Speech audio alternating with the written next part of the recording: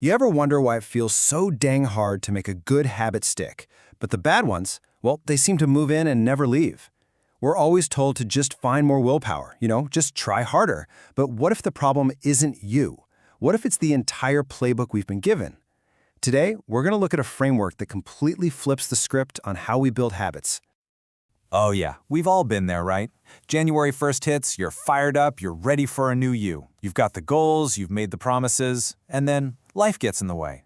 That motivation starts to fizzle out, and pretty soon that big resolution is just a distant memory. But listen, that doesn't make you a failure. It just means we've been aiming at the wrong target all along. Naturally, we fixate on the finish line. We dream about that big win, losing the 20 pounds, finally publishing that novel, getting that corner office. And look, those are great things to want, but when that's our only focus, they can feel a million miles away. And that huge distance makes it so easy to give up when you don't see massive progress right away. So what if we just shifted our focus? What if instead of obsessing over the prize at the end, we obsessed about the person we're becoming just by showing up? This one little change in perspective, that's the key. That's how you unlock habits that don't just last a few weeks, but actually become a part of who you are. Okay, let's really get into this. We're going to start by breaking down why our usual approach to setting goals so often sets us up to fail. Because as we all know too well, good intentions, they're just not enough. The answer really comes down to the raw power of being on autopilot. See, our brains are efficiency machines. They love creating shortcuts for things we do over and over again, so we don't have to waste energy thinking about them. Those shortcuts, those are our habits, and they run in the background with almost zero conscious thought. Okay, check this out. This study is fascinating and honestly a little gross, but it makes the point perfectly. For people with a strong popcorn habit, just the act of sitting in a dark movie theater, that was the cue. It triggered the automatic behavior of eating popcorn. The actual reward, the taste, it didn't even matter that the popcorn was stale and disgusting. The habit was on complete autopilot, totally ignoring their conscious brain. And this chart right here, it really visualizes the science behind what actually makes us stick with something. Researchers looked at a ton of data and found that immediate rewards are a way stronger predictor of success than some far-off goal. I mean, just look at that difference. The enjoyment you get during the workout matters more for sticking with it than the idea of being healthy someday. Our brains are just wired to care about right now way more than later. So, if focusing on some distant outcome doesn't work, and we can't just rely on willpower, then what's the answer? Well, this brings us to the core idea of this whole explainer. It's about completely reframing those tiny little actions we take every single day. This right here, this is the big idea. Think of your habits not as chores on a to-do list, but as an election for your future self. Every single time you do something, you're casting a ballot. Choosing to read one page instead of scrolling, that's a vote for I'm a reader. Doing one push-up, that's a vote for I'm a person who stays active. And this just lays it out so clearly. On the left, you've got this outcome-based goal. It has a finish line. But what happens when you get there? Or what if you don't? The identity-based goal on the right isn't about a single event. It's about a whole new way of being. The focus shifts from what you want to get to who you want to be. And here's the crucial point. Real, lasting behavior change is identity change. The goal isn't to run a marathon. The goal is to become a runner. The goal is not to write a book. It's to become a writer.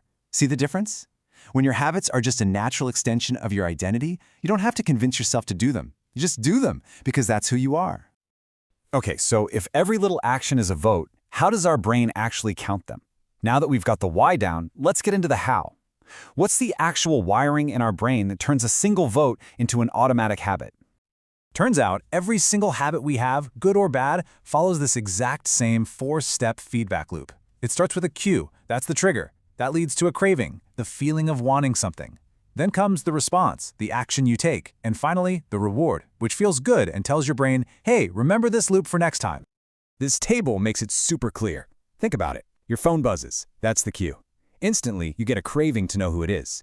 So you perform the response. You pick up the phone and look. And the reward? You satisfy your curiosity. Boom. Your brain just strengthened the connection between a buzzing phone and that feeling of satisfaction. All right, let's get to the good stuff, the practical part. The theory is great, but how do we actually start winning this daily election for ourselves? Here's a simple, science-backed playbook to start casting votes for the person you want to be. This one is a total game changer. Seriously. The whole idea is to make your new habit so unbelievably easy that you can't possibly say no. You're not trying to become a marathon runner on day one, you're just trying to master the art of showing up. The only goal is to cast the vote. Just look at these. The goal, read 50 books this year, is huge and intimidating. But read one page? Anyone can do that. See, when you do one push-up, you're not trying to get ripped today. You're casting a vote that says, I'm the type of person who doesn't miss workouts. You're building the identity first. The big results? Oh, they'll follow. And we can make this 2-minute rule even more powerful by hacking that habit loop we just talked about. This comes from Stanford's B.J. Fogg, and the formula is so simple. You find an anchor, which is just an existing habit. That's your cue. Then you do your new tiny behavior. That's the response. And this is key. You immediately celebrate to create a reward. Like, after I pour my morning coffee, I will open my journal. And then you must celebrate that tiny win. This quote explains exactly why that celebration part is so critical. It's not about being silly, it's about pure neuroscience.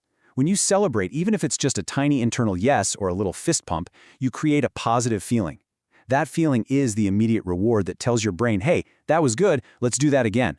You are literally wiring the new habit into your brain. So why does this all work? I mean, it can feel a little weird, right? How can reading one page or doing one push-up possibly lead to massive results? Well, the answer lies in one of the most powerful forces in the universe, compounding. Just look at that number. It's kind of staggering when you really think about it.